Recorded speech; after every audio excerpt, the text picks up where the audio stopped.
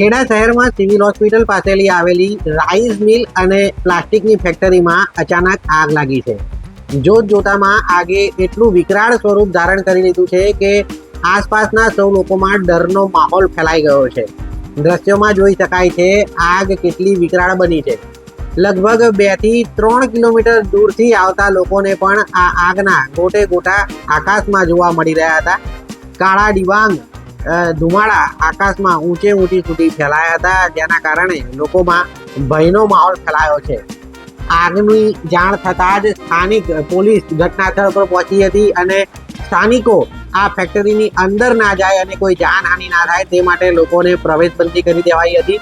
ત્યારબાદ પ્રાથમિક તબક્કે ખેડાનું ફાયર બ્રિગેડ, ત્યારબાદ નડિયાદ કોર્પોરેશનનું ફાયર બ્રિગેડ અને બાદમાં આસપાસના અન્ય ફાયર બ્રિગેડ મળી કુલ 3 કલાકમાં 6 થી 7 જેટલા ફાયર બ્રિગેડ સ્થળ પર બોલાવવામાં આવ્યા હતા અને પાણીનો મારો ચલાવવામાં આવ્યો હતો.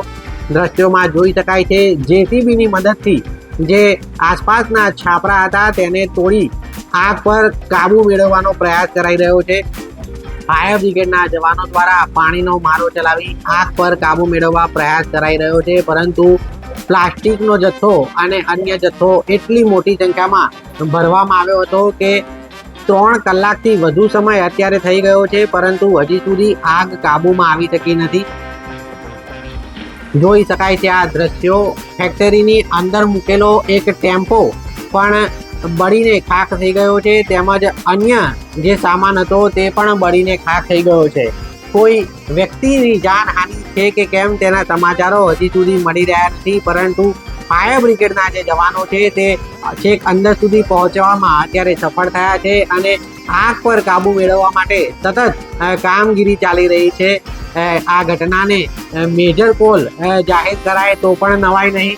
હાલ 6 થી 7 જેટલા ફાયર બ્રિગેડો સ્થળ પર પહોંચી ગયા છે અને હજુ વડોદરા અને અમદાવાદથી પણ ફાયર બ્રિગેડ બોલાવવાની કામગીરી શરૂ કરવામાં આવી છે.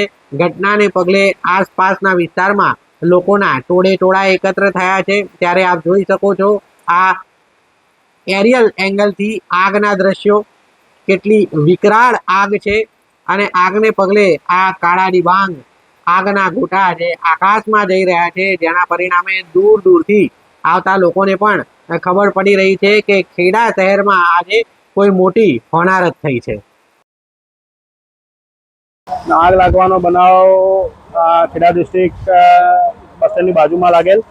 આગ લાગવાનો બનાવ કઈ રીતે લાગી હજુ ખબર નથી પડી, પણ આગનો કોલ મળતા મારી ગાડી રવાના થઈ હતી. વધારે ગાડીની જરૂર હોવાથી નડિયાદ, ધોળકા, બાવળા, બારેજા, આણંદ અને અસલાલીની ગાડી સ્થળ પર આવેલ છે અને આગ બુઝાવવાની કામગીરી ચાલુ છે. વેરહાઉસ છે, અનાજનું ગોડાઉન પ્લસ પ્લાસ્ટિકનું ગોડાઉન બાજુમાં હતું, એટલે પ્લાસ્ટિકના લીધે થોડી આગ વધારે છે, પણ અંદર કંટ્રોલ 1 કલાકમાં થઈ જશે. ના કોઈ અપઘાત નહીં. 12:30 ની આસપાસ ખેડા શહેરની અંદર એક કબાડીનો પ્લાસ્ટિકનો મોટા ભાવનો ધંધો કરતા હોય એની અંદર કોઈ કારણસર આગ લાગી. એટલે મને જાણ કરી, મારા સંગઠને જાણ કરી, રસ્તામાં તો તાબડતોડ અહીંયા આવ્યો અને અહીંયા પ્રાંત મામલતદાર સાહેબ અને નિવાસી કલેક્ટરને આરએસીને જાણ કરી તાત્કાલિક ફાયર બ્રિગેડ આજુબાજુ શહેરની અંદરથી નડિયાદ, આણંદ, બારેજા, ખેડા, અમદાવાદ, અસલાલી દરેક જગ્યાએ ફાયર બ્રિગેડ કંટ્રોલ કરવા 2-2.5 કલાક થયા. કંટ્રોલ કરવાની તૈયારી છે, લગભગ કંટ્રોલમાં આવી જશે. કઈ જગ્યા છે?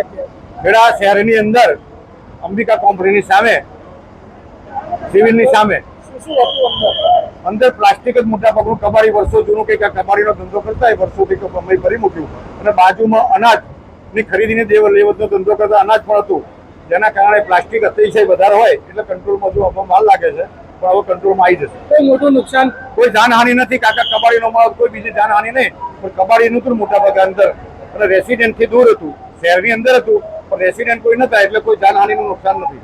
ફાયર સેફ્ટીનો ભાવ એવું લાગે છે. ફાયર સેફ્ટીમાં ખેડા શહેરની અંદર ફાયર સેફ્ટી છે જ, અને નડિયાદથી બોલાવી, બારેજાથી બોલાવી, આણંદથી બોલાવી, દરેક જગ્યાએ ફાયર સેફ્ટી તો છે જ.